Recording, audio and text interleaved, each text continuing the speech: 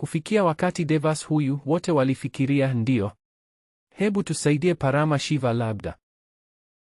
Kwa uharibu kila ulimwengu wake. Anahitaji gari la kukokotwa. Wote walijenga gari la kukokotwa. Na kuna hadithi kubwa kwamba Vedas zote 4 zinakuwa magurudumu manne na Brahma anakuwa mkokoteni. Na kila deva inakuwa sehemu ya gari la vita. Na wote wakaja. Na wakajionyesha kama gari la vita na silaha na kusema, tafadhali Paramashiva,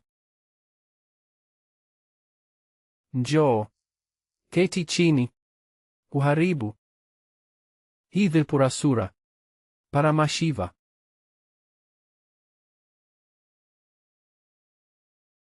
alisema sawa kabisa. Wakati huo alipoamua kukubali na kuingia kwenye gari la vita, Devas wote, kawaida hii ego mgongano, wote walianza kujadili na kuwa wenye ubinafsi wakisema, ona, kwa sababu sisi sote pamoja tuna nishati kubwa sana, Paramashiva ataweza kuharibu. Ni kama huko Adikelash, nyufa zote zile kama mapepo. Walikuwa wakiendesha kila idara hayo yote. Sote tunaweka pamoja, tunakimbia. Uelewa huo, kiburi.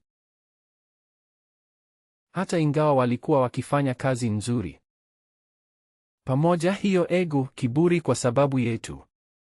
Ujumbe unaendelea. Tunaufanya.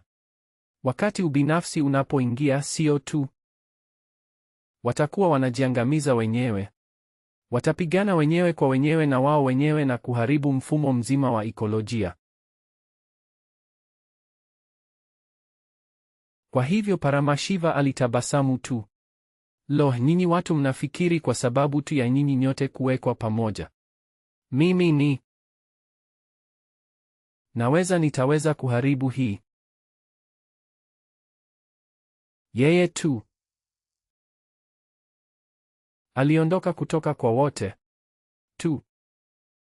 Akaketi katika nafasi yake ya ndani. Wote.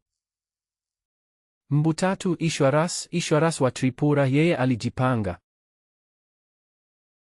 Na kwa kawaida Ishwara zote tatu zinalingana.